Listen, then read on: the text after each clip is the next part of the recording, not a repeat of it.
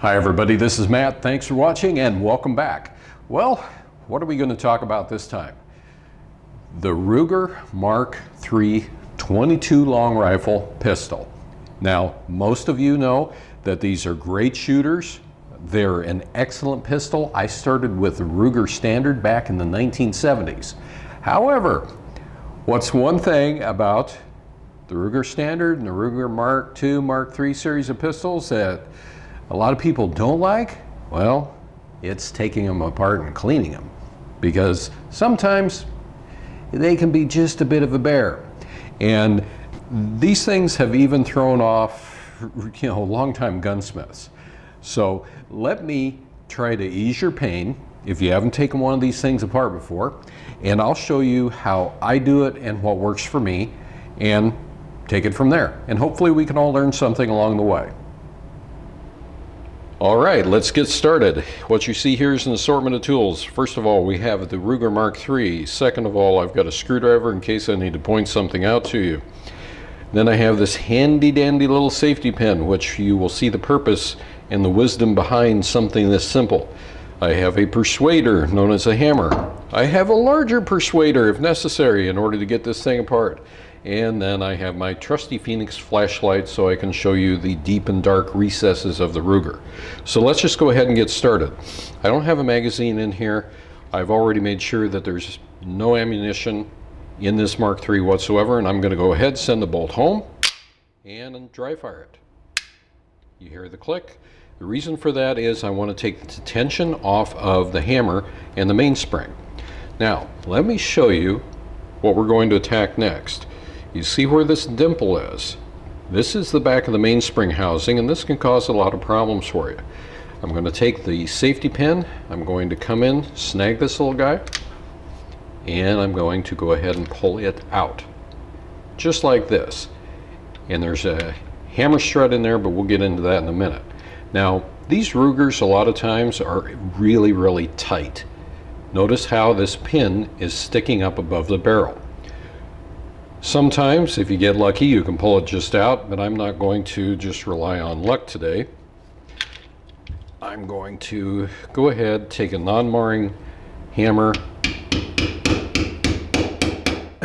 give it a little bit of persuasion, come out of there, and I'm even going to take a little brass punch and just give it a little coaxing.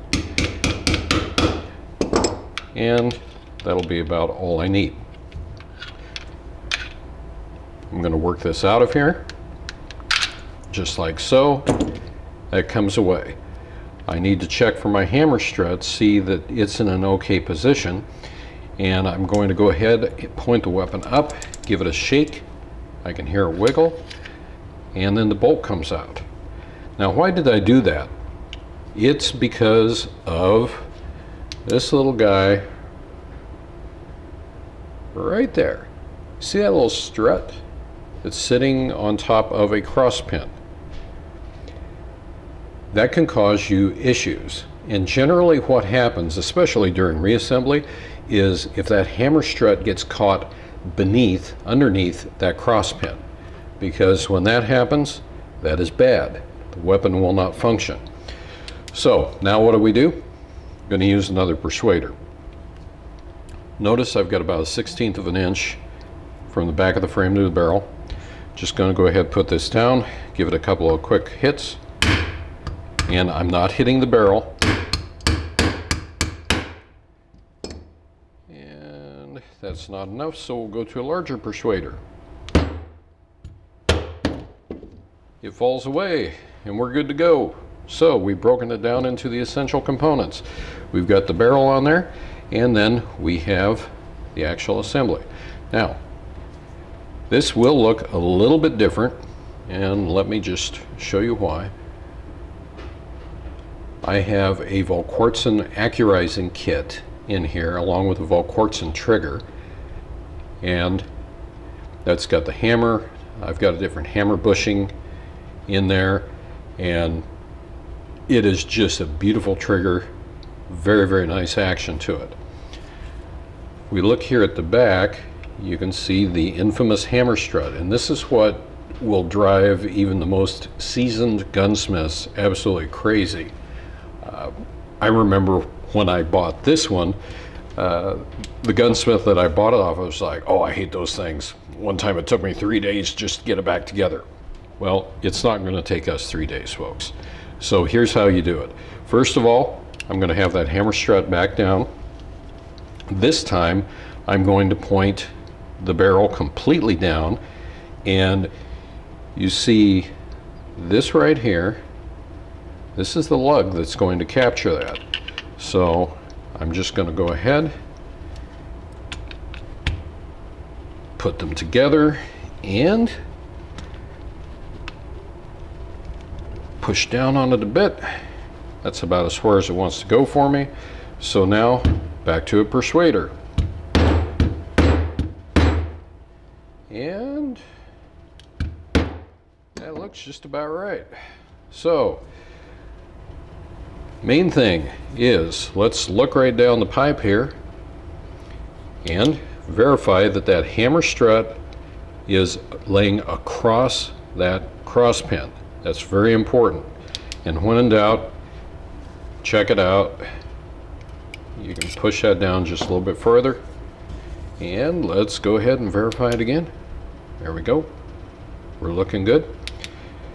While we keep this pointed down toward the bench, I'm going to go ahead and take my bolt and drop it in. And if I did my job right, it'll drop in freely.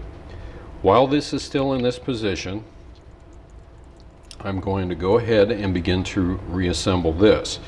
So I'm just going to take it, push this up as far as I can physically get it. Now I already know that I got very fortunate on this because that went in like a dream, and as you see, we've got our clearance up there. So the trick is, I want to make sure that the hammer strut stays more or less centered. So at this point, I'm going to go ahead and flip it over, and the moment I do that, you can see the hammer strut right here. What's going to happen is this hammer strut is going to go into this little bitty pocket back in here. Now I'm going to go ahead, make sure it's centered. I'm going to pull the trigger, which allowed that to fall, and then I'm going to go ahead and push it forward. I have tension now, and if you look at it, I've got spring tension right here. See that? That's what you want to see on these Ruger Mark IIs, Mark IIIs. Then I'll just go ahead, close it, cycle the bolt a couple of times, dry fire, we're good to go. Do a safety check, go ahead, put it on to safe. Anything happen? No. So really, in just a few minutes time, we took it all the way down, and there you have it. The last thing that I want to mention here is that your Ruger might be different than mine, because mine, for example, does not have a magazine disconnect, which makes the reassembly slightly different.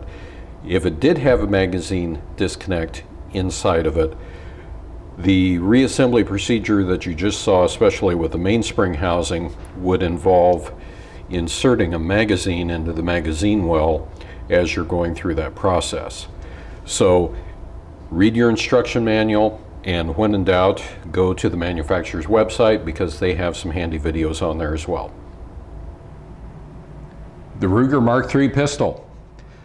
I know I probably made it look easy, but if I can do it, take the thing all the way down, put it back together, so can you. Until next time, hey, thanks for watching. Appreciate it. Really appreciate the feedback. Everybody, have a good one and be safe out there.